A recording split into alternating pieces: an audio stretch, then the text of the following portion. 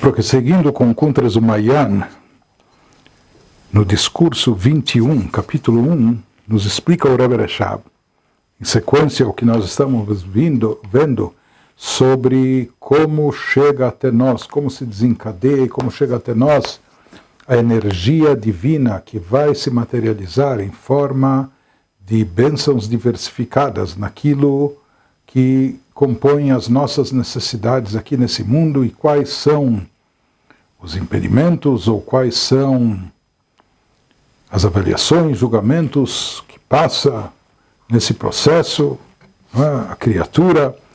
Então ele prossegue elaborando esse assunto. Nós vimos antes a opinião de Rabi Yossi e Rabi Natan, que a pessoa é julgada, volta a ser julgada cada dia e cada hora, e nós vimos o significado desse julgamento, por mais que o julgamento essencial, de fato, ocorre em Rosh Hashanah, ou entre Rosh Hashanah e Yom Kippur, mas mesmo assim isso delineia apenas uma cota geral, ainda abstrata, genérica, por isso ainda, para se materializar aqui, de acordo com a opinião desses dois sábios, existe a necessidade desse julgamento diário até a cada hora. No próximo discurso ele nos diz: Omnam dat Rabbanan beinyan adin umishpat demazonotav shel adam ksuvim lo Rosh Hashanah.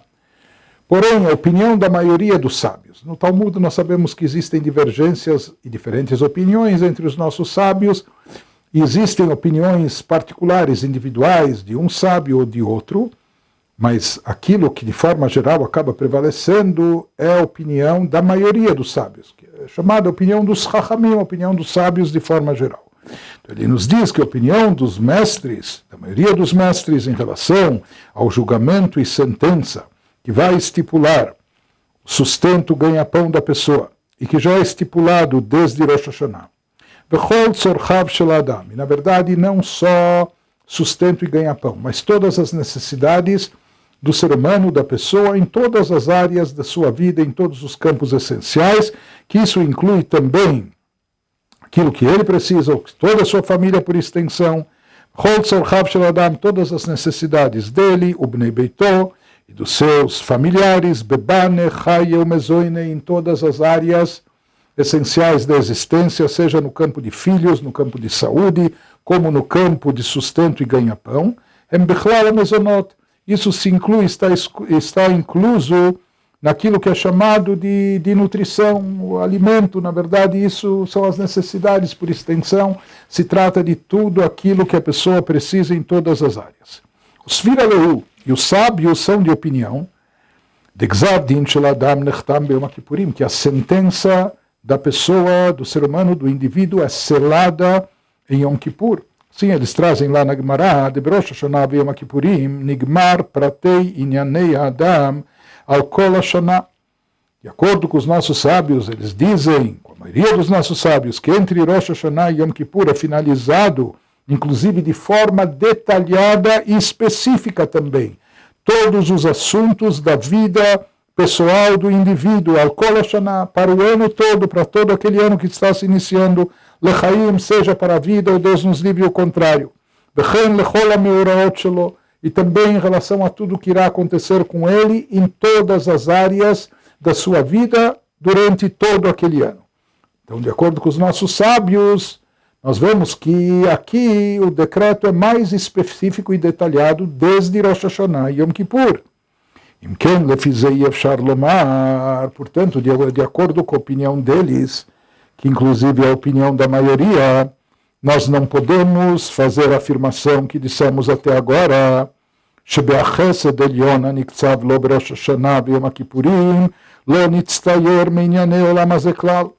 não podemos dizer, segundo os nossos sábios, que nessa bondade estipulada de energia divina, estipulada e reservada entre Rosh Hashanah e Yom Kippur, ainda não há nenhuma especificação, nenhum detalhamento em termos físicos, palpáveis e terrestres. Porque senão, o que significa o que eles estão dizendo? Que já a pessoa é inscrita e selada, carimbada de forma definitiva em todos os aspectos da sua vida, entre Rosh Hashanah e Yom Kippur, em termos de saúde, em termos de filhos, em termos de sucesso financeiro, o que for. O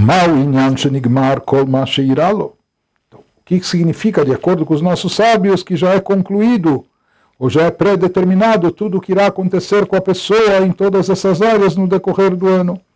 Ela bechreach lomar, por isso, segundo os nossos sábios, obrigatoriamente a gente tem que afirmar de beachesed sheniktzav lo nitan toar utmuna mima sheyumshach mize baolam hazeh, naquela bondade divina, naquela energia reservada para ela, para a pessoa, para a criatura, na verdade já foi dado um certo formato, já existe algum aspecto delineado, inclusive em termos físicos e materiais, como isso irá se concretizar e chegar para a pessoa aqui nesse mundo, nesse plano terrestre.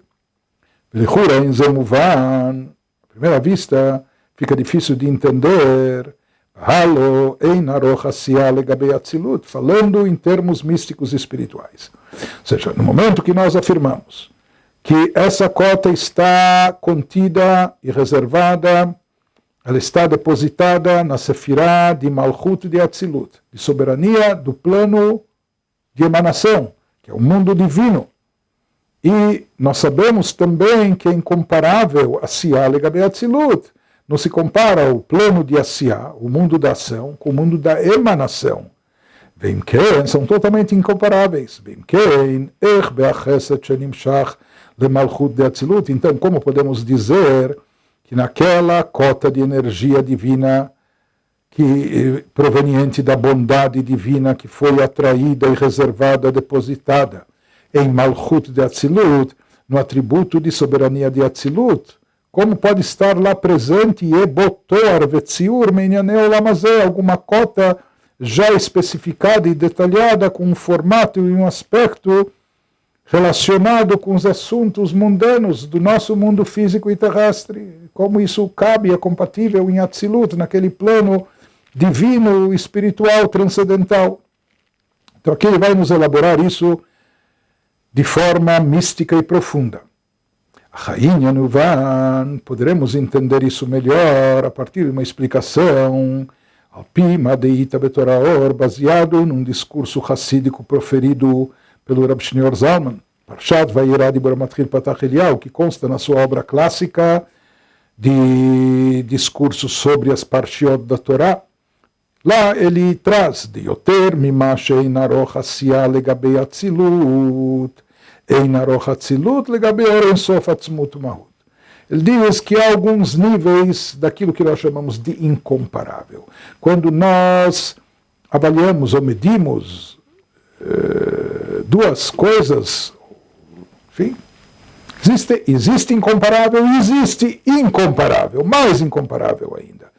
Então ele diz, lá ele traz uma afirmação, mais do que nós podemos dizer, mais do que é incomparável o plano de Asiá, o mundo chamado mundo da ação, em contraste ou em comparação com Atzilut, com o mundo divino, espiritual, transcendental de Atzilut. Mais do que esse incomparável, mais do que essa relação incomparável, mais do que isso existe um incomparável maior ainda, que é mais incomparável ainda. Também é incomparável tudo que está presente mesmo no mundo divino, espiritual da emanação. Se fala que lá é um mundo divino, ainda não há criatura, é anterior à criação, antes de Briá. É um mundo totalmente divino, é apenas uma emanação da divindade, por isso é chamado de Atzilut, que está próximo de Deus, é uma emanação de Deus, mas mesmo esse mundo de Atzilut é incomparável em relação à luz infinita de Deus, da sua própria essência, da essência divina. Seja, mais do que é incomparável a relação de Asiá do campo de ação até Atzilut, mais do que isso é incomparável o próprio Atzilut em relação ao que está acima dele, em relação à essência de Deus, a essência infinita de Deus. E ele elabora esse assunto. Por mais que foi explicado acima, no discurso 19, capítulo 1, de Atzilut muvdal me'olamot biah. Nós falamos que o mundo da emanação, nos 4 mundos cabalísticos, emanação, criação, formação e ação, nós falamos que o primeiro, Atzilut, emanação, é um mundo divino, ele é distinto e separado, desvinculado dos 3 posteriores. exemplo do fogo, que é desvinculado dos outros elementos, etc. Mas ele diz, com tudo isso que nós afirmamos, e é verdade que o mundo de Atzilut é um mundo divino, Mikol Makom, é um mundo ainda onde está presente e revelado o Criador, e não qualquer tipo de criatura, mesmo criatura elevada e espiritual anulada a Deus, ou angelical, etc. Mikol Makom, mas com tudo isso, Harei Atzilut, Hugam Ken Olam. Atzilut, o campo de Atzilut, de emanação, já é um mundo. Interessante que em hebraico a palavra Olam, mundo, vem da raiz hebraica Helem, que significa encobrimento, obscurecimento, ou seja, que a divindade, onde existe Olam, onde existe mundo, há um encobrimento sobre a divindade. Então, e o Atzilut é chamado mundo, o universo de Atzilut, o mundo de Atzilut, o mundo da emanação. Então, por mais que ele é desvinculado dos mundos e níveis inferiores a ele, por mais que ele é mais elevado, que ele é uma emanação divina, mas ele não deixa de já ser um mundo. E ele já possui, existem os 10 atributos divinos. Não há lá ainda criaturas, mas estão atuando lá já, Sefirot, os atributos divinos. São divinos, mas já são atributos específicos. E conforme a Kabbalah explica, esses atributos são compostos de luzes e recipientes e vasos, ou seja, já existe um certo formato muito delicado, muito espiritual, muito elevado, transcendental, que a gente nem pode imaginar ou visualizar, mas já é alguma coisa. Por mais que o que está presente em Atzilut é divindade pura, seja um mundo puramente, completamente divino, são atributos divinos atuando lá, etc., Mikol Makom, mesmo assim, ele nos chama a atenção e diz, Nikra Elokut, isso é chamado de divindade, ou seja, um mundo de divindade, um mundo divino, mas não é o divino, não é o próprio Deus isso. Isso ainda não é, isso em absoluto não é a essência divina, certo? Já é um mundo divino, mas composto de atributos divinos, etc., mas isso é Elokut, é divindade, mas não Deus, não é o divino. Velo Eloká. Ou seja, isso não se refere à essência divina. A essência divina é muito mais elevada, incomparavelmente elevada, inclusive ao próprio Atzilut. Aval Elokut, então Atzilut, por assim dizer, não passa de divindade. Getlach, dehainu, sheuit pashtut, heara levad. Em outras palavras, que em relação à essência divina, isso não passaria de uma propagação, de um mero reflexo divino. Mishum Zeh, e por esse motivo, Shayach Sham Eser Sefirot, pode existir lá 10 Sefirot, 10 atributos. Na essência divina não há divisão, é uma unidade, não é uma unidade composta, é uma unidade simples e única, indivisível. Sim, Atzilut já podem existir 10 Sefirot, porque Atzilut não é Deus, é um mundo divino onde está presente e predomina a divindade, mas não é a essência de Deus. Por isso lá podem haver as 10 Sefirot, o Bifrat Be'akelim, principalmente quando existem também os vasos e recipientes que eles dão um aspecto a cada energia e cada força divina. Chokhmah ou Binah, sabedoria ou compreensão, ou entendimento divino, mas são coisas distintas. Chesed ou Gvurah, bondade ou severidade. Então isso já é um certo formato. Shem Bibchinat Metziut Sfirah, ou seja, isso já é, por mais que não é uma criação ainda, nem uma criatura espiritual, mas já é alguma existência, Sfirat, Chokhmah, Chesed, em formato de Sefirah, de um atributo, seja de sabedoria ou de bondade. Por isso, dessas 10 Sefirot, desses 10 atributos de Atzilut, Nimshachim Eser Sfirot de Biah, vão acabar sendo derivados os 10 atributos presentes nos mundos inferiores de Briah, Yetzirah, Asiah, que já tem a ver com criaturas, no início criaturas espirituais ou angelicais, mas depois chegando até criaturas físicas e materiais, que são oriundas, em primeira e última instância, das 10 Sefirot de Atzilut, que de lá são derivadas as 10 Sefirot dos mundos inferiores, naquele processo de desencadeamento da energia divina de forma gradual, em forma de causa e consequência, numa relação de causa e efeito, chegando até o nosso plano inferior, ou seja, que as sefirot de cada plano, de cada mundo, elas têm uma relação, elas têm uma associação uma com a outra, mesmo que de Yetzirah estão num plano mais baixo, mas Chokhmah de Yetzirah tem a ver com Chokhmah de Briah. E, portanto, também Chokhmah, o Chesed de Briah, tem a ver com Chokhmah e Chesed de Atzilut.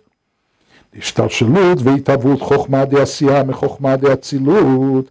Portanto, ele diz que, na verdade, esse desencadeamento que faz surgir a Chokhmah, a sabedoria, o atributo de sabedoria no plano, no mundo de Asiyah, da ação, isso é derivado de Chokhmah de Atzilut.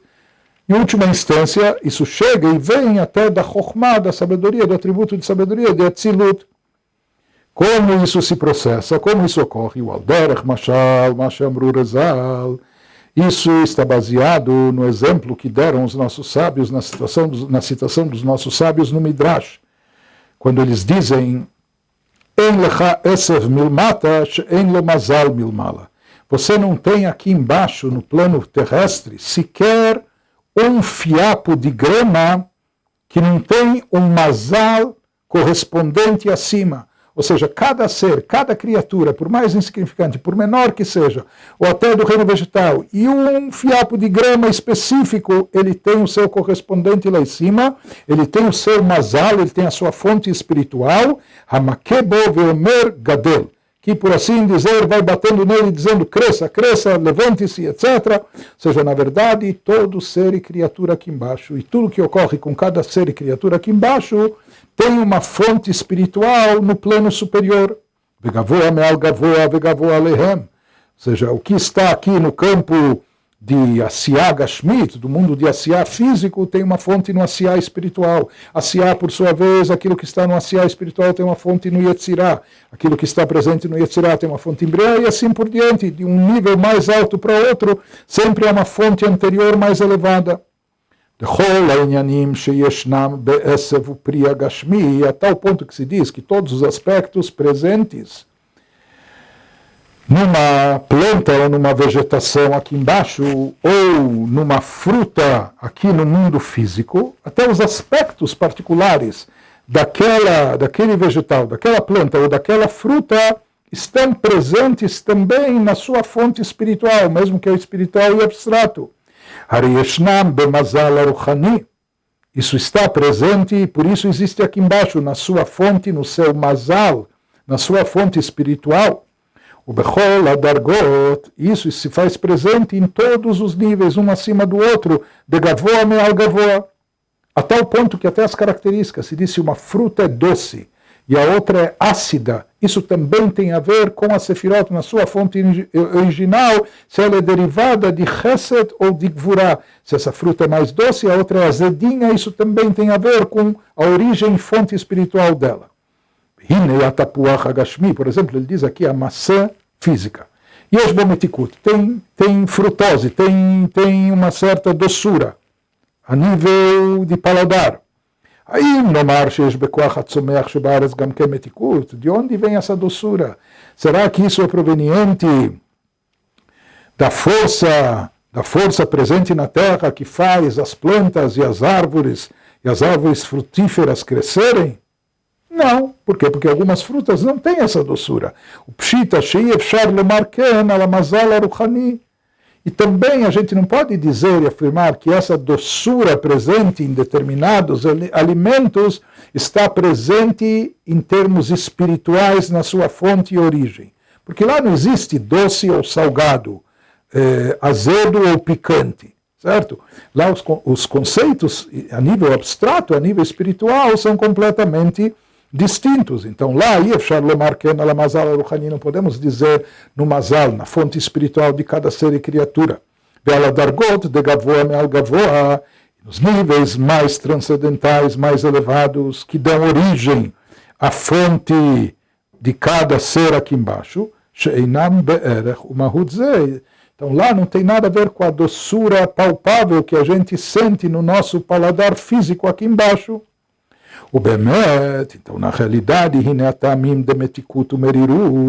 os gostos e sabores que se materializam aqui embaixo, de forma doce ou amarga, Gashmim, aqui no plano físico, Nimshachim Mishorsham Bechesed Ugvura, na verdade eles são derivados na sua origem espiritual da Sefirot, ou de Chesed, bondade, dali é proveniente a doçura, ou de Gvura, rigor e severidade, de lá é derivada a amargura. Shemetikut Nimshach Mea Chesed, o Merirut Migvura. Ve'arei Chesed Ugvura Heminyanim Rochanim, não há dúvida que nos estágios espirituais, os atributos, tanto de Chesed como Gevurah, de bondade ou severidade, são aspectos completamente espirituais e abstratos, que nada tem a ver com sabor e paladar.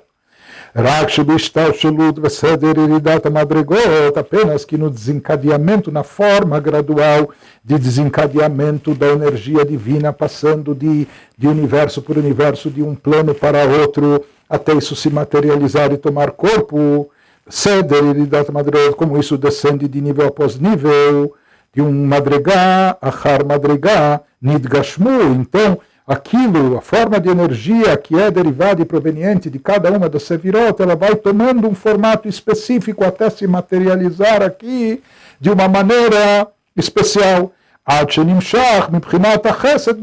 Ou seja, que aquela energia divina que estava depositada em Chesed, que é proveniente de Chesed, de bondade nas alturas celestiais, nos campos abstratos espirituais, quando ela chega por final aqui no plano terrestre, ela se converte em um sabor doce. Por mais que esse sabor doce, fisicamente falando aqui, nada tem a ver com sua origem espiritual de Chesed, são coisas totalmente distintas. Lá não existe associação nem cinco sentidos, nem físico, nem material, etc. Mas alguma coisa da sua característica aqui, da criatura, do ser, no plano físico, está originária sempre no ser, na sua fonte e raiz espiritual. Na verdade, a gente pode constatar, a gente pode ver alguns tipos de, por assim dizer, doçura. Existem certas coisas doces em termos abstratos. Existe uma melodia doce, por exemplo. Ou, como ele nos diz, ou uma pessoa que tem um deleite, que tem um prazer simplesmente de entender uma ideia e um conceito, isso para ele é um chocolate para a alma, por assim dizer, e não um chocolate amargo. Isso, por assim dizer, é uma doçura para ele, isso provoca uma doçura, mas esse é um outro tipo de doçura, uma doçura mais abstrata. Como nós falamos também, uma melodia doce, que é algo abaixo da doçura de uma ideia intelectual. Porque aqui o som já é uma coisa mais palpável pelos cinco sentidos, enquanto que a ideia intelectual está relacionada com o pensamento e o intelecto. Então isso é um exemplo para nos ilustrar como que a energia divina, através do seu processo de descenso, como ela vai se desencadeando de um nível para outro, nascer metikud gashmi mamash, desse processo pode acabar chegando nisso que algo se converta em alguma coisa doce aqui embaixo, em termos físicos e palpáveis. O mesmo se aplica também no atributo de Chokhmah, de sabedoria. Assim como a doçura é proveniente de Chesed, da mesma maneira ele nos diz que no atributo de Chokhmah, de sabedoria, existem também miríades de níveis, um acima do outro, mais elevado que o outro. A Chokhmah presente nos 10 atributos do mundo inferior de Asiyah, da ação, ela tem uma relação, tem um vínculo com a Chokhmah. Asiyah é o quarto nível, enquanto que a Atzilut é o primeiro, mais elevado de todos, mas a Chokhmah, mesmo de Asiyah, do quarto e último nível, ela tem alguma relação, mesmo que seja só como a relação da doçura da maçã com a Sefirah de Chesed de Atzilut, que não tem, aparentemente não tem nada a ver uma coisa com a outra, mas de uma forma ou de outra elas estão correlacionadas e é derivada uma da outra. Da mesma maneira ele nos diz que a Chokhmah, mesmo de Asiyah, do campo de ação, ela tem alguma ligação, alguma associação com a Chokhmah de Atzilut. Através de dezenas de milhares de desencadeamentos e de descidas e etc., no processo chamado de Shtalshalut, num processo gradual de diminuição da luz e energia divina, no final das contas, Nimshach me Chokhmah de Atzilut, Chokhmah de Asiyah acaba surgindo, de lá acaba se derivando da Chokhmah, do atributo de sabedoria de Atzilut, acaba se derivando também a Chokhmah, o atributo de sabedoria de Asiyah. Ve'agam de Atzilut muvdal mibiah, mesmo que, como nós afirmamos antes, o campo de Atzilut, ele está desvinculado, é transcendental, está separado, é muito mais elevado que Briah e Yetzirah Asiyah, que criação, formação e ação. Então, como pode haver um desencadeamento de energia gradual, dessa energia divina vindo de Atzilut para os planos inferiores, se o plano de Atzilut está à parte e é muito mais elevado do que os três próximos? Ele explica isso,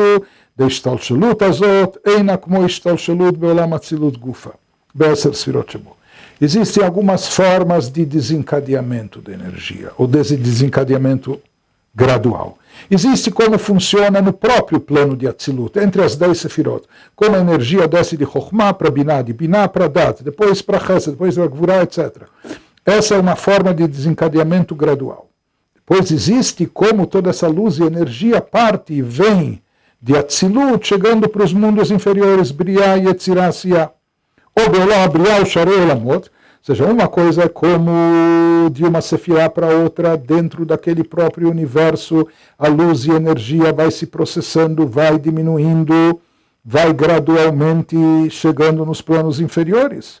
O Sharei Olamot, Beseder Ishtalshelut, Beto Olam. Então, uma coisa é como ela acontece dentro de cada mundo e universo, e outra coisa é como ela vai de um universo para outro. Ela, Ishtalshelut me'atzilut lebriah, ou alidei parsah.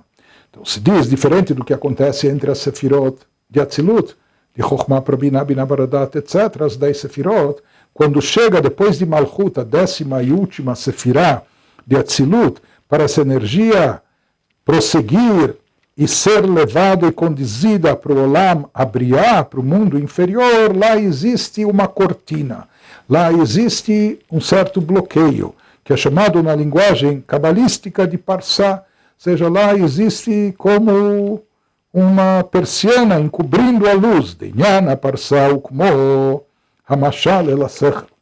Ele vai nos dar aqui um exemplo para ilustrar a função dessa parsá, dessa cortina de encobrir a luz, aqui de Atzilut, na sua passagem para Briah e mundos inferiores. Então, ele toma como ilustração o próprio conceito de exemplo.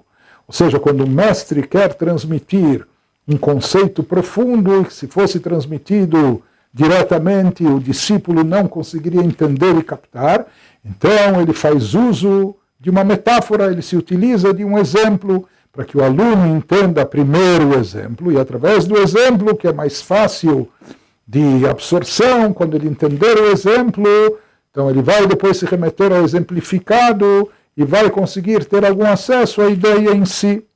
Então ele nos diz o que acontece com o exemplo. Na verdade, o exemplo utilizado como ilustração é algo estranho à ideia, não é a ideia em si, é algo diferente da ideia, mas talvez ele versa de conceitos mais próximos da mente do aluno. Mas num primeiro momento, o aluno ouve a metáfora, a história, ele nem sabe o que está por trás disso. Num primeiro momento, o exemplo está encobrindo e ocultando totalmente a ideia propriamente dita. A tal ponto que alguns nem entendem que se trata de uma metáfora e que isso é apenas o exemplo e há uma ideia por trás desse exemplo. A tal ponto o exemplo encobre a ideia. Porém, posteriormente, quando ele consegue extrair, quando ele consegue revelar a ideia por trás do exemplo,